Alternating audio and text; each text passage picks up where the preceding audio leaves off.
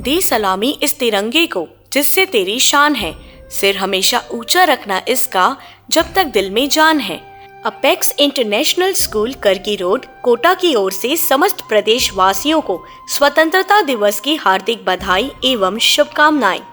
Vineet Amit Soni, director apex international school, Kota.